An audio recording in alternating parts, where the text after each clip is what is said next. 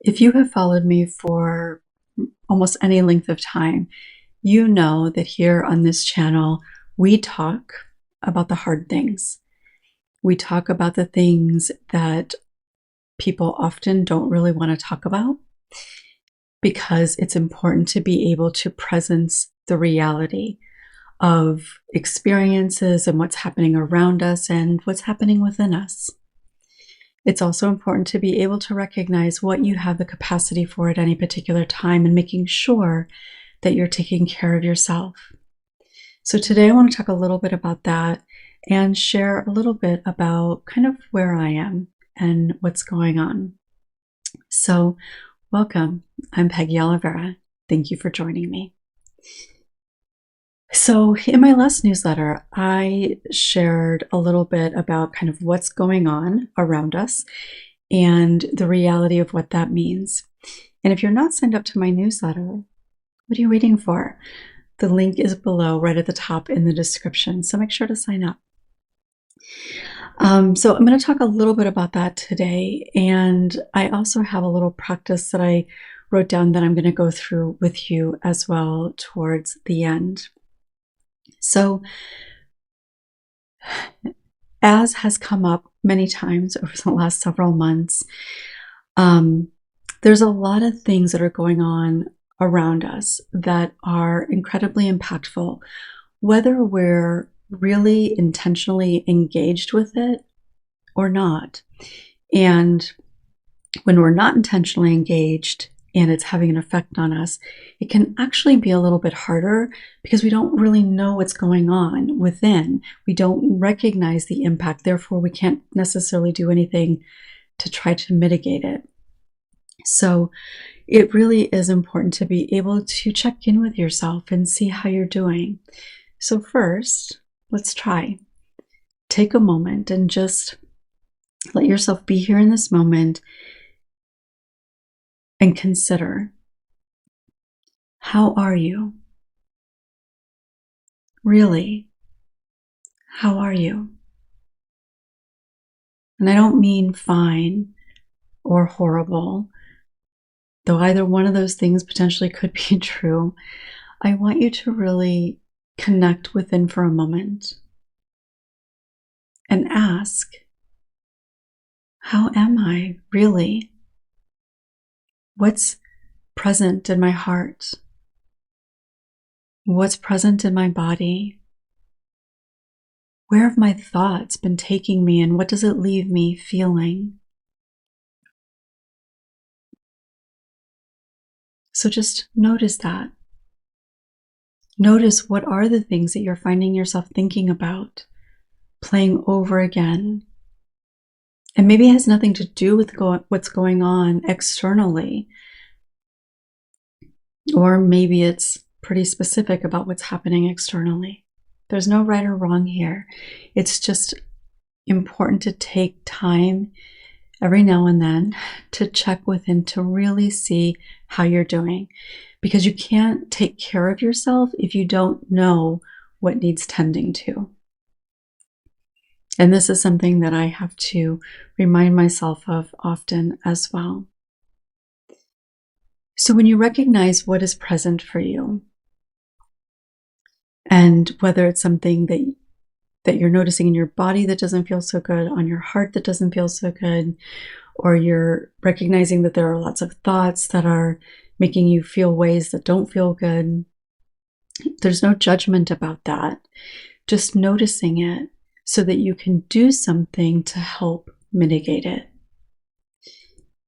And especially if you recognize that there are some challenging things or just stressful things generally going on, I think it can actually be helpful to do this every single day. It doesn't mean that you have to do something big about any of this stuff. It's just an opportunity to recognize what you might need. Do you need to take a step back from something? Do you need to ask for something? And maybe asking for just support, somebody to communicate with. Maybe it's stepping back from all the things that you're saying yes to. So that is really important. And one of the things that I know has been really present for a lot of people who tend to follow my channel is the ongoing conversations, information around things related to sexual violence and being a survivor or being a survivor. And you certainly don't have to be in the US to be hearing lots of things around this. And it's not just in the US, it happens everywhere. But in my last email, I mentioned just a few things in particular. And one of them is the reality of having a sexual perpetrator living in the White House. And the reality of what that means. On so many levels, the reality of what that means. And then another thing that I mentioned was that there had been a lot of news reports about some men from a hockey team in Canada, I believe, in which they completely had no consequences to sexually assaulting as a group, sexually assaulting somebody. She was brave enough, courageous enough to come forward.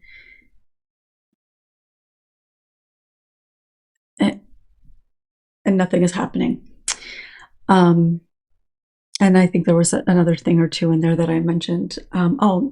Yet more stories of people involved in a church of some sort, who continue every week.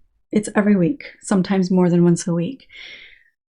Perpetrators who have some role in a church of child abuse, mostly sexual.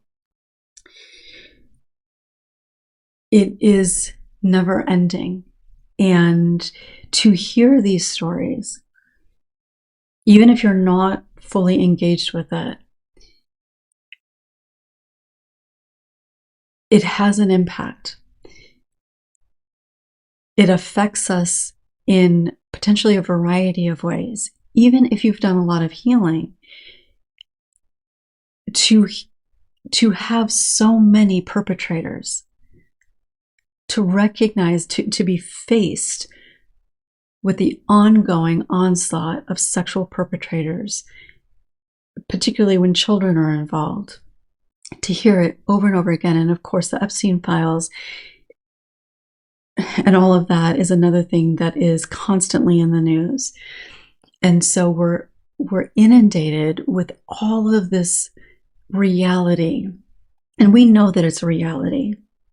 We've lived it. But we've learned to cope with our own experiences. But when we're constantly inundated by it in other ways, it feels really impossible to escape. And not to mention all the other atrocities that are happening in the world. But as a person who has experienced interpersonal trauma, particularly if it is sexual trauma, the impact really is quite significant. And it kind of chips away. So you might hear a story here or there, and you might notice feeling affected by it, but you might not. But then you hear another story. And then the impact that you have from that story is compounded because there's a part of you that's kind of carrying that other story. Not to mention the reality that you have been carrying your own story for all the years that you have.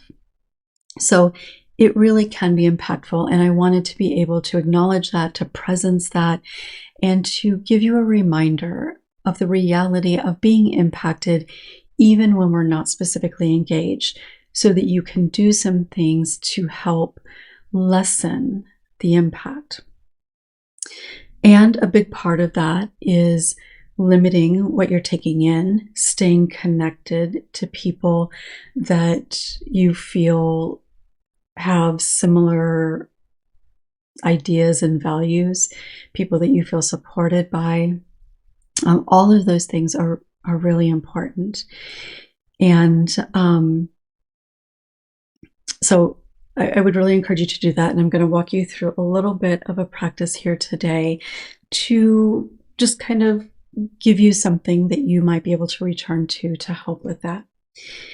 And this update isn't necessarily related to the other part of this video, the topic of this video, but I did want to give you a little bit of an update in terms of me being here, because over the next month and a half or so, I'm going to be taking a little bit of time off.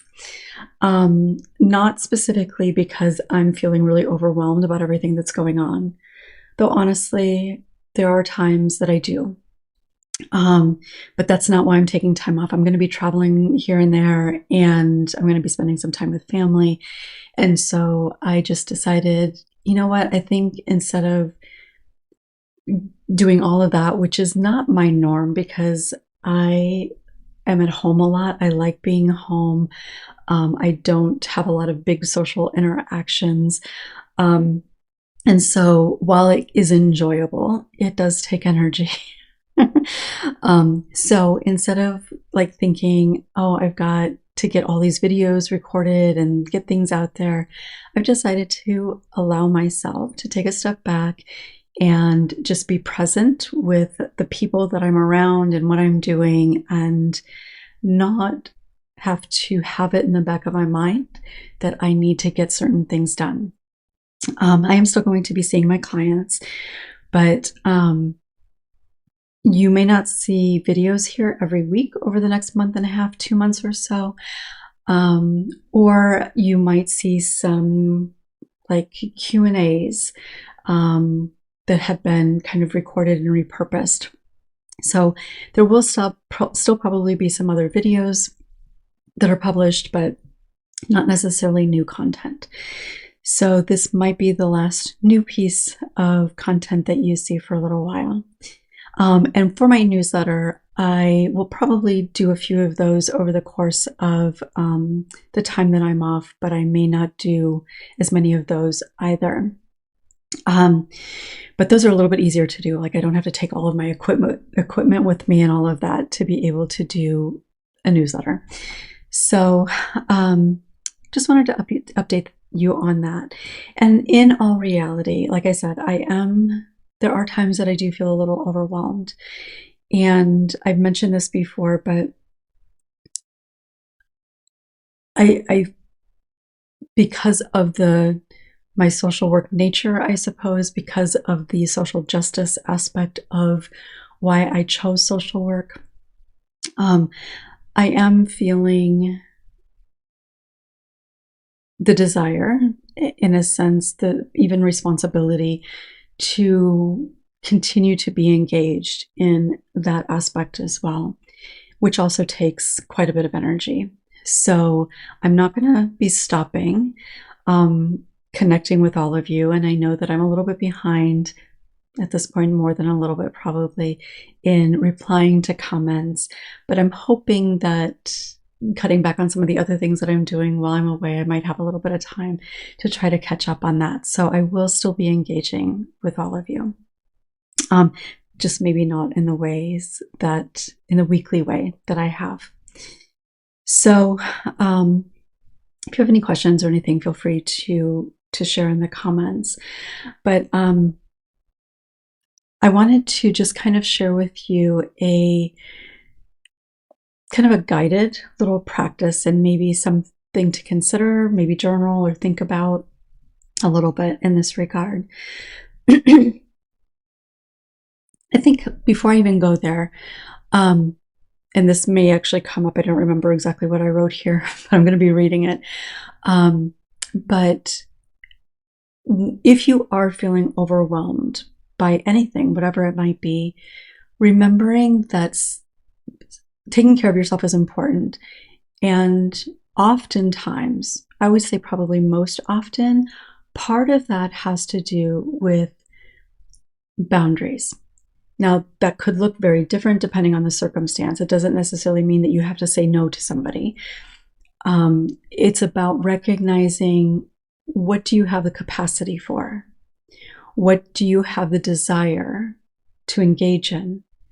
So being mindful of it in that regard, in terms of boundary and what you choose to do, what you desire to do versus what you feel like you should do.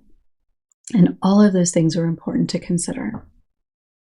So if you don't feel like you're ready to do this now, you can certainly just save this and come back to it when you are. But you can, so there's a couple journal prompts potentially, or just a couple things to consider. You can pause and work on it and then start again. And then I'm going to kind of guide you through a little exercise. So what does safety mean to me today? And I'm saying today because what safety means to you can change. It can change within a day. And there are a lot of factors that can go into what creates that change. So, what does safety mean to me today? In my body, in my heart, with boundaries, who I engage with? What does safety mean to me today, in this moment?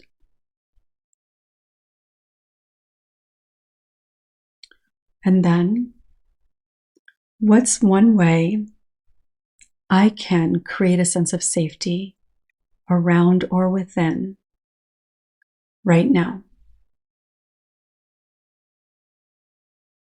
What's one way I can do that now? And safety doesn't have to mean that you are literally safe from physical harm. And I think that's important to recognize. In the capacity in which I talk, most times safety is more about your nervous system feeling safe, with you feeling that you can trust in yourself or the people around you. It's about emotional safety. Certainly there are times that we need to focus on physical safety, but I think that tends to be the default, and people think, well, I know that I'm safe, and therefore kind of dismiss it. You can cognitively recognize that you are safe, but that does not automatically at all mean that you feel safe. Sometimes physically, but certainly emotionally. And building our sense of emotional safety is one of the most significant things that healing creates for us. It's one of the most important things that we need to do for healing, is to feel emotionally safe, because emotional safety, trusting in our emotional safety, means it doesn't mean that we don't get hurt. It doesn't mean that bad things don't happen. It means that we trust that whatever does happen, however challenging things may be, we have the capacity to be able to get through it. So, what is one thing that you can do in this moment or today to help you feel, to trust in, to create a sense of emotional safety? And that might be time away. It might be just giving yourself some time to breathe, to help calm your nervous system. It could mean doing something that is self-care related, honoring the need to go to the bathroom instead of putting it off, because that actually can, and I've done this myself, but I know other people have too. Like when we are telling, like if we have to go to the bathroom and we're telling ourselves we can't right now, that we need to get something done or whatever. Well, cognitively, that may make sense, and it's not necessarily a bad thing on its own. But when we tend to do that repeatedly over time, we're telling ourselves that our body cues are not worth honoring, that we don't need to pay attention to them. And that reinforces a general sense of unworthiness, of feeling like we can't honor, that we shouldn't honor what our body is trying to tell us. So something as simple as that, especially if you're aware and you're intentional about it, actually can be a really helpful part of healing. Okay. So, for this next part, and if you want something longer, I actually, in my Connecting Within meditation album, I have a much longer meditation for this, but I want to kind of just guide you through very briefly a little visualization meditation sort of thing to help you connect to that. So, if you can't do this right now, save it and come back to it later. But if you're in a place where you can do this, maybe allow yourself to get comfortable, maybe close your eyes and try to allow your body to relax. So really let yourself sink in to the surface. And what I mean by sink in is allowing your muscles to just kind of melt into the surface. So letting your shoulders disengage and kind of fall back, unclenching your jaw, letting the muscles in your thighs relax a little bit. If your hand is closed, maybe allowing your hand to open. And just notice the sensation of the weight of your body on the surface below you, knowing that you are held. And just take a breath. And as you exhale, let yourself sink in a bit deeper.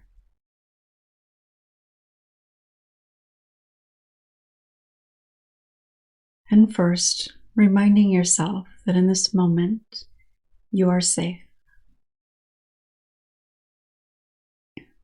In this moment, it is okay and it is safe to relax, to breathe deeply,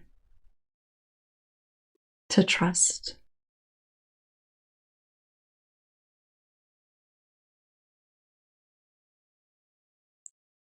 It's safe to trust in your capacity to navigate whatever challenges may come. You have likely already done that with the most difficult thing you will probably ever experience.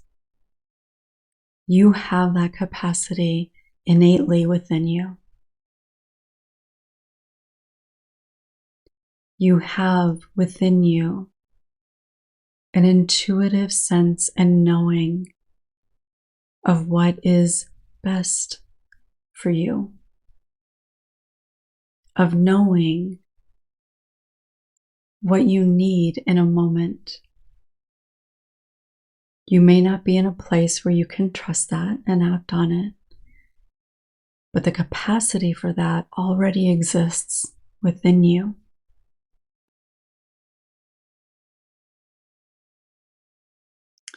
So I'd like you to imagine a place.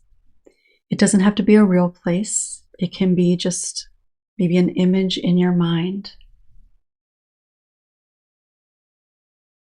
It doesn't have to be like a room. It can be a setting. But imagine, try to picture, if possible, a place where you could be safe, where you could allow yourself to feel and trust in your both emotional and physical safety, where you can feel the freedom, the ease that comes with that emotional safety. And imagine yourself feeling relaxed. Imagine a smile on your face. Imagine that there's no discomfort in your body.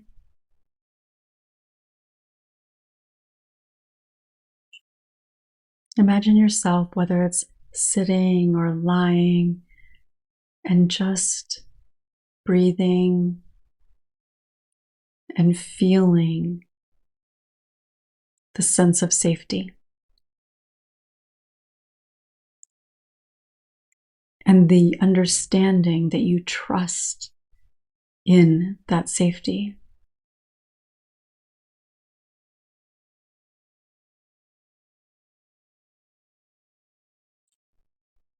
And just take a few breaths, inhaling and exhaling.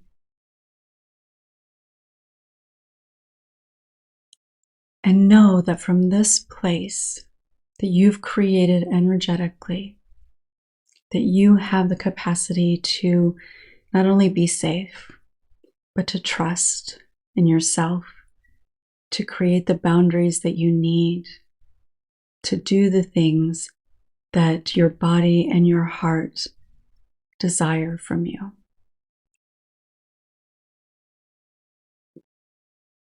And just allow yourself to breathe. And just notice what is present. And maybe stay with this for a little while. But when you're ready, you can kind of move your fingers and toes. Notice your breath. Gently open your eyes. And just take a moment to notice what is present. What's happening in your body? Where has your mind gone? Come back to this practice if you found it helpful, or even if you didn't find it helpful, depending on how your day is going, another day it might feel more helpful to you. Please make sure that you're taking care of yourself. Being able to feel centered through all of this is really important. Thank you so much for being here, and I will look forward to seeing you next time.